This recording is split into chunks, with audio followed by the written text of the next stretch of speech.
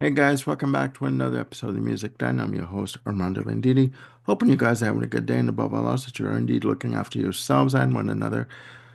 Ladies and gentlemen, I'd like to welcome back to the channel for this another fantastic episode. Mr. Jim Bricker, how's it going, Jim? Doing fine, Armando. Thanks for having me back. Thanks for being back. It's been such a long time since I've seen you. Ages. Ages. And the one and only Ken Cheshire, how's it going? Oh, I got promoted. It's going well, Armando. It's good to be back with you guys. It's only been like 12 hours, so yeah. Exactly. Ladies and gentlemen, we are back with our album anniversaries series. And today we are looking at albums that are celebrating the 30th anniversary. And we're finishing off the month of March for this episode. Now, there were a few albums on this list. I think four or five albums? Not too many. Four. Four. A Four. tidy Okay. list. A tiny list compared to the 50th anniversary edition of it, Uh, part one and two. Mammoth. Mammoth. Okay. I'm going to go through each album and do the introductions, and then Jim and Ken are going to give their insight to these albums, and I'm going to go last. Starting with March 1st, 1995, we have the Cardigans with their release Life.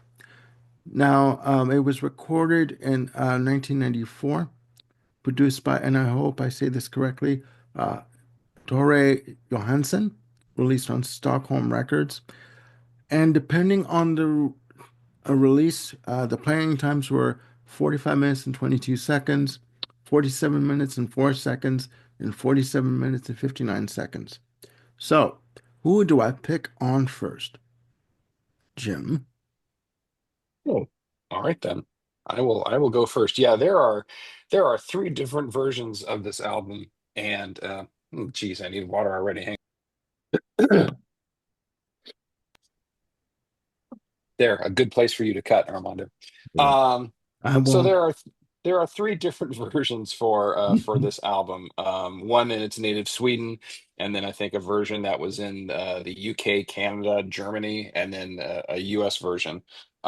One fun thing about the Cardigans is that they usually put a cover on there that just doesn't belong in any way, shape, or form. And they have a habit of doing that with Black Sabbath. And this album is no different because they have Sabbath, Bloody Sabbath on here. Their monster album, um, which I think is called The First Band on the Moon, the one that has Love Fool on it, Yeah, the next one. has a cover of Iron Man on it. And again, um, it's just really weird to hear this bright, carefree, you know, bubblegum sophistopop-ish band doing Sabbath. So they but it's get they so get good. major points from me. Yeah, What's that? it's so good. It is, it It is. is. So most people will know the Cardigans from their monster hit Love Fool, which is just an undeniably great pop song. And all the ingredients for Love Fool are kind of here on this album that comes before it. Um, the songs are bright and bouncy. Uh, this album was really popular in Japan, and it's not difficult to hear why. Um, it's like I said, it's carefree. It's got a sophistopop kind of feel here and there. But overall, the songs are just kind of forgettable to me.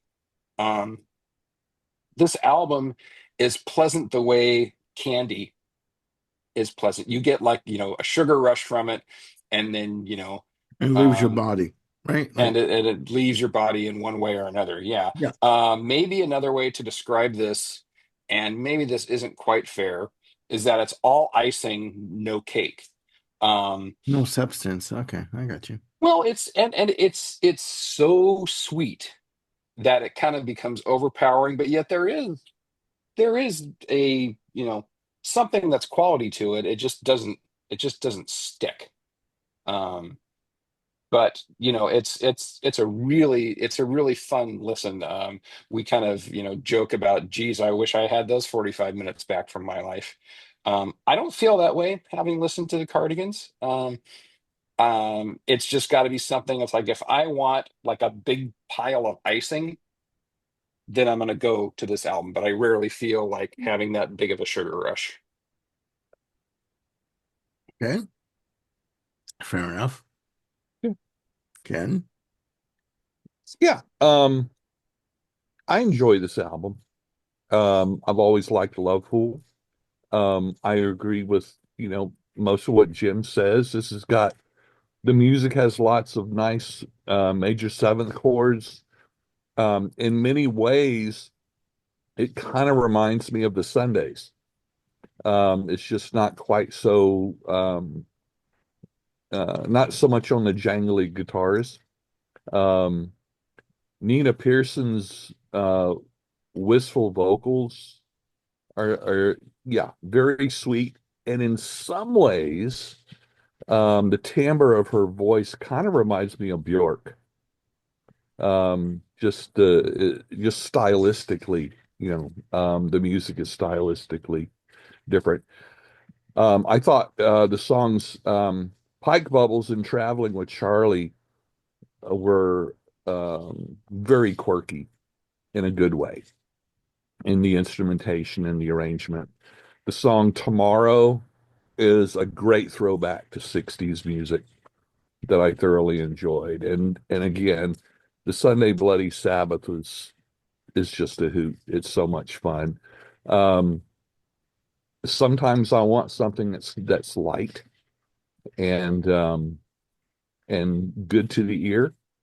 And Mhm. yeah, this fills that slot very well. So I was only familiar with Loveful before listening to this, but I was very pleased that there's a consistency in their formula.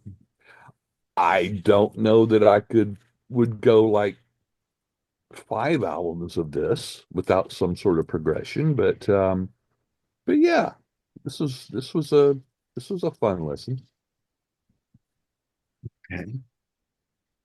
Well, I'd like my time back, actually. Okay. I listened to this album.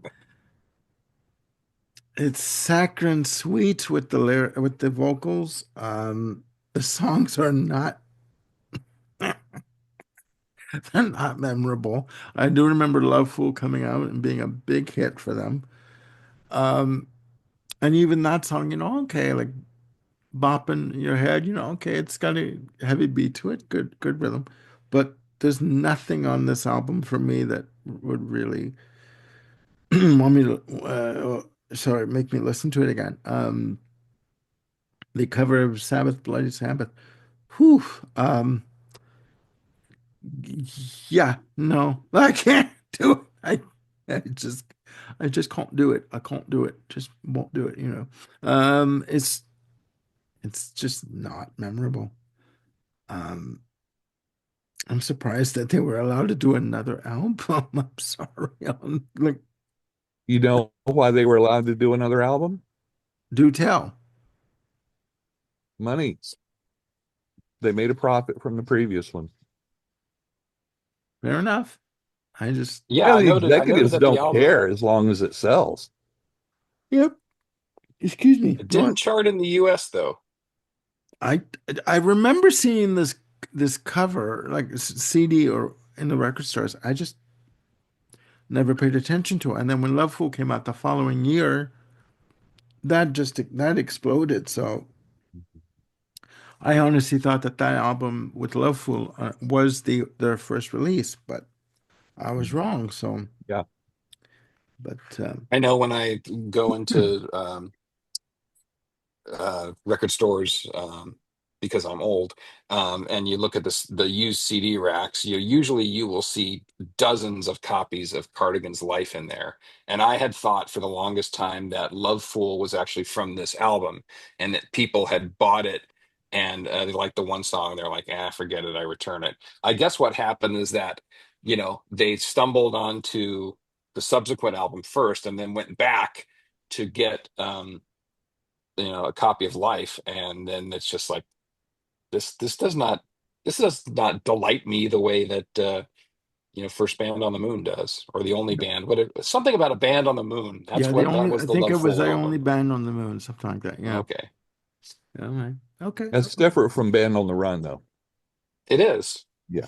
Most definitely. Most definitely. All right. We must carry on, ladies and gentlemen. Really, the next album on this list, we have Radiohead with The Bends, released March 13th, 1995, through Parlophone, EMI, recorded 1993 94, produced by John Leckie, Nigel Godrich, Radiohead, and Jim Warren. Now, Nigel Godrich would go on to work with Roger Waters on Is This the Life We Really Want in 2017. Uh, the Bends has a playing time of 48 minutes and 33 seconds. Over to Ken for your assessment. This album is still very popular, Hmm. but I want my time back. Um, it's got a pretty good opener, but not outstanding. Um, and then it goes on to the title song, and it's Hmm. just a for me, it's just a typical 90s indie dreck, you know. The best song for me on the album is High and Dry. Although I prefer Jamie Cullum's cover to this, I think, it's more interesting than the original. The closing track, Street Spirit, not too bad, but it's still forgettable.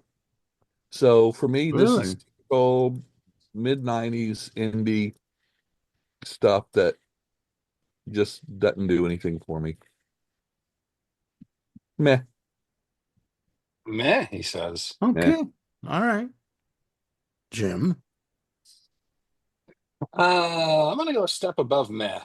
Um, my expectations were pretty low going into this record because I figured it was just going to be another 90s kind of modern rock record, but I was actually pretty pleasantly surprised, and I found that there were some songs on here that I quite liked.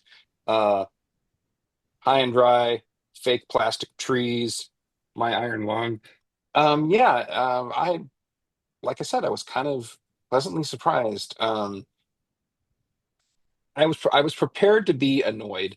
I was prepared that it was just going to be too much of that kind of what I have in my head as a stereotypical Radiohead sort of feel, which is, um, guitars and soundscapes and sometimes, too much growling vocals. But I don't know. I've had a lot of people that I worked with over the years have been big Radiohead fans. And I would tell them, it's like, what, I never really connected with OK Computer. And they'd go, what? Um, and then they say, that's really surprising because you're like so into music. And I just said, well, it just hasn't connected with me yet. So maybe just the fact that I was able to get something out of the Benz album um, is now a path forward where the door can be opened for me to kind of get or understand or appreciate OK Computer more. But this might be a generational thing. Maybe I will never connect with Radiohead the way others do. Hmm. But I'm not gonna go up to the counter and demand my time back. Again, I thought this was pretty good, and I may even listen to it again at some point. Okay. My view on it. I was 25 when this came out. Okay, I'm old. Um, Well, you're not Ken old. now. You're not Jim old either. So just I'm not that far from you, Jim. Take it easy, Take it hey, easy. take it easy. Take All it right, easy. All kid, right. continue. Okay, now back to our regular scheduled program. Now, I do like the songs on this album. I do like the singles on this album. Just, High and Dry. Now, the video for Just, when it came out, it was all over Much Music. And if you remember, ladies and gentlemen, it, they were rehearsing in a room in an apartment, and there was this individual that was just lying on the sidewalk. And people would come up and ask him, why is he lying on the sidewalk? And he wouldn't tell them. He says, I can't tell you. But he was mouthing the words like you would see the subtitles on the screen. By the end of the video, you've got a group of people asking him, why are you there? They're all getting frustrated with him. Why are you there? And he says, okay, I'm going to tell you, but when I tell you, you won't believe it. It's going to, blow your mind. So he finally tells them, but you don't see the subtitles. He just mouths it. After the band are finished rehearsing, they look out the window, and everyone that's around this guy is lying on the ground, right? Like what he said, Ooh, what he's something saying, deep and mysterious. yes, what he's saying to them was so disturbing that they all just gave up and just laid in place, like wherever they were. They just laid down and didn't move. I did like that song. I do like the song. I do like Street Spirit. I've always loved Street Spirit as a track. I think it's very musically, it's beautifully arranged. The vocals are delivered very emotionally, very powerfully. The rest of the album, Planet Telex, The Bends, Fake Plastic Trees, it just seems one note to me for some reason. Not that it's bad, but not that it's really good either. So I did Yeah. buy OK Computer when it came out because it was recommended to me. Never, I listened to it once. Never really connected with it. Um, this is one of those bands that a greatest hits is enough to listen to. You know, so So, Jim, what was it that surprised you about it? that's curious. Yeah. I guess that I was just able to connect with some of these songs. I guess that I found enough melody in there, even though it was kind of, within the same bandwidth, shall we say, across the whole album of like this guitar sound and, this kind of melodic progression and, the song structures are like this. Um, I guess I was just expecting it to be sort of like devoid of anything that I could really sink my teeth into. So again, I'm just going to say, melody is probably the thing that really reached me. Okay. As I kind of look through my notes I have here, like Telex is okay, the Benz is okay, but High and Dry is where I start like inserting some happy faces into my comments. Um, obviously it's got, a pretty memorable chorus and fake plastic trees, I've got the smiley face there. Yeah, I think melody is just the thing that really catches me, and that's probably what catches me about most music. It's like if there's nothing I can sink my melodic hooks into, it's like it's just a pass, Okay. which is probably one of the main reasons that Fair I enough. just can't get into rap in any way, shape, or form. No matter how much my beloved young son tries to say, "Hey, listen to this," I'll say, "Hey, I'll bet you I've No. been there, done that." Hey, no. Get No. off of my cloud. Okay. Okay. Fair enough. Fair enough. Good All right. question, though. Way to challenge your co-host there, Ken. Well, no, I really wanted to know. Yeah. Yeah. And it's a valid question. It was a valid answer. Um, all right, we have to carry on, ladies and gentlemen. Our next release, Joan Osborne, Relish, released March 21st, 1995. Recorded in 1994 and 95. Produced by Rick Chertoff. Released on Blue Gorilla and Mercury Records. Has a playing time of 61 minutes and 6 seconds. Jim. Relish. So for guys that are our age, obviously Relish kind of comes with the baggage of one of us. Um, in the San Francisco Bay Area, the radio station I listened to most, KFOG, had One of Us on heavy rotation, and you really could not escape hearing that, on a daily basis if you listen to the radio that much. And it's a good song. It just kind of suffers from overplay. So whenever I think of Joan Osborne, I just think of, they're playing this again. But we're 30 years past that now, so I can give it a little bit more of an objective view. And I think One of Us and the heaviness with which it was played kind of gives the whole album a bit of a bad rap, because I think this is a very, um, although it could probably be trimmed by a couple of songs, I think 60 minutes is a little bit too long of a playing time to sit Yeah. through. Yeah. I think this is a very flowing and bluesy and rootsy kind of album. I mean, it comes out of the gate strong with Saint Teresa, Teresa. Yeah. Yeah. and it's really, kind of sets a mood and kind of sets it apart from a lot of other albums that were out during that time. And that feel, continues through the whole rest of the record. I think it starts to like fall apart at the end. And I'm sorry I don't have the song title in front of me right now.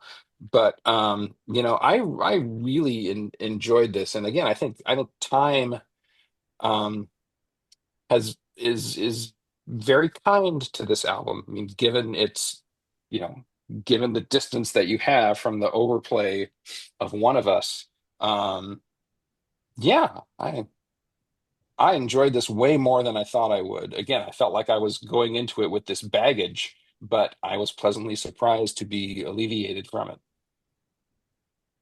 Okay. Ken? Yeah, I agree. One of Us never really revved my engine. I do remember hearing Saint Teresa at some point. Um, I'm not sure if when I heard it, I even knew that's who it was. Um, but it's a great opener. It's a great song. Um, it is what's most, it represents most of what's coming after that. The album is too long. It does end weak. I love the smoky Southern country vibe. I've always liked that. Um, any song that starts off with the lyrics "panties in a wad" is always going to get a chuckle from me. Okay. And then and then you got songs like "Right Hand Man" that is in 7/4 time. Fantastic. It's that mixed meter. It's got that raspy blues voice and feel. Uh, I yeah, and the thing about it is One of Us doesn't. It's like one thing is not like all the others. Yeah. To me, One of Us just does not fit in the overall formula of this album. Almost like, okay, record company says, okay, but we need a hit, Hmm. you Yeah. know. Yeah. And boy, was it a hit. I mean, all kinds of accolades and awards and stuff in the industry, but to me, it doesn't fit on this album, and Hmm. that's okay with me because it's actually my least favorite song on the album. I like most of the other stuff. Um, I thought the Bob Dylan cover was done very well. Um, the Sonny Boy Williamson helped me. It was just a bit too long. It wasn't done interesting enough to really keep me going. I think they should have cut the last three songs off the disc. The disc is over 60 minutes long. Kudos for them to, pack this package all the way almost. But yeah, it should have been cut from 12 down to 9. and then it would have been, I think, a very solid album. But without One of Us, I don't think it would have charted. Yeah. But I Okay. like it. Okay. I excuse me. I remember when this came out. Excuse me again. One of Us was the major hit. It was a phenomenon, a mini phenomenon, let's put it that way. Much music played it ad nauseum. Uh, I do think the album is long, 61 minutes and 6 seconds for I believe it's a debut release. Hmm. I think it's ambitious. I think it's overreaching in terms of like, because if you look at the song lengths, you're looking at like five, like over like Mhm. tracks that are like over 6 minutes long. Uh, I do think that this album would benefit from some trimming, maybe a couple of tracks, maybe you know, I wouldn't even know what to. Well, I know what I would cut from here. Right hand man. No. Okay. No. Time signature aside, the chorus is effing annoying. It doesn't stop. Okay. Keeps coming at you like taxes. It doesn't stop. All right. Um, I just find I find that very annoying. Saint Teresa's a good album opener. It's strong. I can see why they went with One of Us as the lead off single because, she's presenting herself as a singer-songwriter, bare bones. I'm giving you my heart and soul in these songs. And the A&R guy from Mercury saying, "Okay, this is wonderful. We love what you're doing, but we need a Right. hit." Yeah. Okay? You're giving us everything you got, but we need a hit. What else you got? You know what I mean? They were looking for the hit, and they got it with One of Us. Mhm. I should say, ladies and gentlemen, Prince did, in my very humble opinion, an amazing cover of this, One of Us, on Emancipation in 1996. Blows this one out of the water. I'm sorry. I mean, as good as this is, I'm more partial to the Prince cover. But yeah, okay, St. Therese is a good album opener, like I said. Man in a Long Black Coat, good, good cover from Bob Dylan, Right Hand Man. Forget that. Um, talked about One of Us. Um, there isn't really anything else on this album that I remember or that I would want to remember in terms of, you know, you do get this feeling of when you hear it, you're sitting on the front porch. It's a summer night. You got a cold drink with you, Mm. lemonade, whatever, iced tea, and you're just strumming your guitar and you're just sort of working out the chords to these songs and you're just singing along. Um, and you're not caring about you don't have any trouble, any cares in the world, any troubles. It's not one I go back to, aside from Saint Teresa and One of Us. You see, I don't, although although One of Us did suffer from overplay, I'm not tired of it. Yeah. I'm not tired of it. That makes sense. I mean, I tried to get across. I don't mind hearing it now, but back in the day, it'd be Oh like, okay, yeah. this again. You change the channel, Well, but okay. it's a good song. Well, let me give you an example. My local record store, when Adele came out with oh my God, which one was it? The album with oh my God, Hello, Yeah, 21, I think. 21. The manager of Sunrise Records, or HMV at the time, played 21 every day from track 1 to track 11 every single day. It got to the point where it was given to me as a gift. I gave it away. I was so tired of it.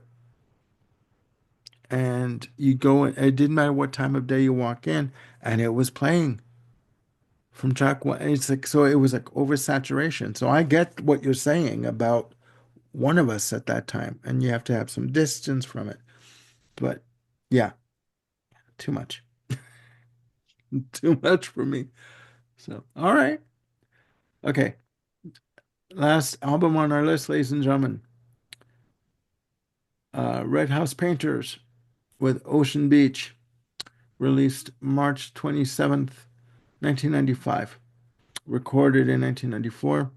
Produced by Mark uh, Kozilek, I believe you say Let's his go name. with Kozilek. Sure. Yeah, Kozilek, okay. Um, Listed as folk rock and slowcore, whatever that yeah. whatever that genre is. Released on 4AD Records, has a playing time of 54 minutes and 42 seconds. All right, Ken, Okay. I was completely unfamiliar with this album. as was I. Um, so Me too. so I put this on and the opening song comes on. I'm like thinking, wow, this is really nice. Yes. You know, the double acoustic guitars, and it's like, oh, this is going to be one of those great surprises.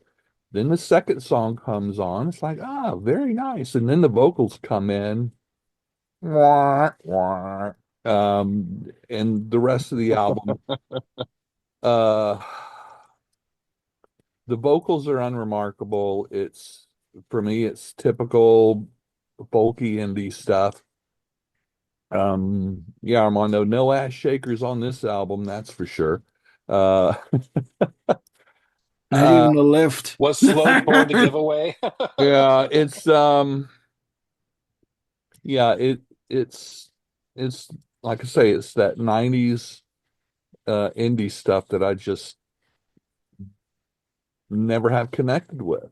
Yeah. Uh, so track one, two thumbs up.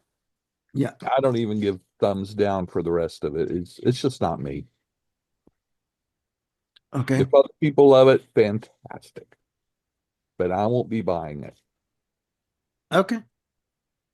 All right. Uh, Jim. Yes. Mark Kozilek is a name that I had been familiar with for a while because I've been, when you do lots of reading in music circles, his name comes up. The band that he fronted after Red House Painters called Sun Kill Moon comes up quite a bit too. And the people like, oh, you really need to hear this. You really need to check it out. And I've been hearing a lot of that over time. You really need to hear this. You really need to check it out. So I was kind of looking forward to diving into to Ocean Beach and seeing what all the fuss was about. Um, not only do I have this listed as a slowcore album, but there's another website that said that it's also related to the sadcore genre. Again, two sadcore is a thing. Okay, fair enough. Hmm. Um, like my compatriots, I heard, track one as which is strictly instrumental, and yeah, I was like, okay, I'm gonna put my seatbelt on. This is gonna be really something. And then, subsequent songs come on, and unlike my good friend from the South, I am not bothered by the vocals. I mean, I think it fits.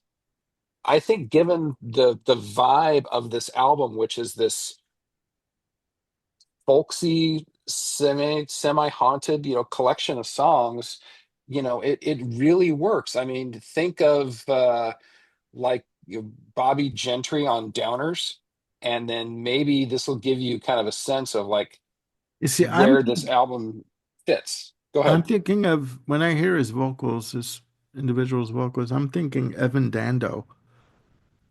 Uh, Oh, from Lemonheads? yeah, Okay. I guess I somewhat. could hear some similarities there, but Lemonhead certainly had more, pep in their Yeah, step. more pep in their step. They ooh, okay, definitely. Go Uh-huh. on, go on.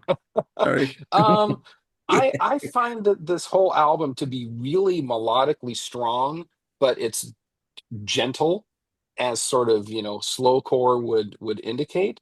And I find it melodically strong in a Joni Mitchell kind of I way. was I gonna mean, say. there's some unconventional things going on here with the songs. It's not and I get where some people would find this album maybe a little bit depressing because it's bouncing along the bottom of the pool in that slowcore, sadcore kind of way. I feel like it's cleansing. This album almost feels like um you got to be cruel to be kind, as the song goes. Well, maybe, In the right measure. another core. Yeah, yeah. And maybe the correlation through here for this record is like, if you're going through hell, keep going, because you're going to get out of it, at some point. So that's why I think it kind of has this cleansing thing. It's like there's an emotional purging that's sort of going on through this record. There are some, this album has some hippie vibes to it, but it's not strong hippie vibes. It just kind of is lurking as a presence in there. Um, Overall, the album is mostly guitar driven, but there's, some piano here and there. The song "Over My Head" has some kind of what I'll call jazz humor at the end of it, in just the way that it's constructed. So, and then there's a lot of it that, even when the album is plugged in, it's not overdoing it. It's not overdriven in a Neil Young kind of way. It's not even overdriven like some of the guitars from, the Joan Osborne record that we talked about. I found it, a really, really sensitive, warm, and inviting album all the way through. I was just kind of stunned. And maybe I was just in a particular headspace at the time, but I'm really looking forward to going back and hearing this again with, the benefit of a little more time, and seeing, what the fuss is all about. This isn't something that I would play all the time, so, I've got to be in the mood for this kind of an album. And with as much music as, we all listen to, we all kind of have our moods, and it's like, there are times for Steely Dan and there are times that are not. Those times are really, really slim, um but yeah, I mean, I think this Red House Page, Red speak, House Jim, Painters. words are your friend. This Red House Painters record, Ocean Beach, is phenomenal. I'm just really struck by it. Okay. Um, fair Go enough. ahead. Fair I'm enough. prepared. I'm prepared for the one word review from Armando. No. I do like the lead off instrumental. I think it has a nice melody. I think it's beautifully done. And I was ready for the rest of the album to be the same. I like albums that start off with instrumentals. Um, it's just it's just a good intro for me, just to, for what's to come. I just think that this album is sort of one note. I mean, like in terms of the mood of the album, like very somber. Hmm. At one point, I just wanted to yell, "Wake up!" Like enough, enough. Like, let's move a little bit here. I get the Joni Mitchell reference. I'm also thinking slight Bob Dylan, with not as annoying vocal style in terms of Hmm. the Bob Dylan. But yeah, you do need to be in a certain mood to listen to this album. I feel that I need to be in wallowing in my melancholy in order to listen to this album, which is fine, you know. Hmm. Um, but yeah, Aside from the lead off instrumental, there's nothing on this album that really stands out to me uh, musically. So maybe I should give it another listen, give it another chance. I don't know. But at this point, no. It's not there for me as of yet. And Yeah, Jim, and I don't disagree with you about the vocals. I said the vocals are unremarkable, but yeah, they fit the music very well. Mhm. I just, I guess the whole thing I find unremarkable. Um, To me, the album goes along like this. Forgive yeah, the stubby fingers here. yeah. Just very one note, like very level. No peaks or like no jumps of the needle of the sure. Does the patient have a heartbeat Yeah. kind no. of thing? Yeah, not on this album. No, it doesn't. If I it is, it's very faint. If it does, it's Mhm. very faint. I like palate cleansers, but this, I don't know, this doesn't cleanse my palate. Uh, I There's don't no know. I vowels. mean, Sorry.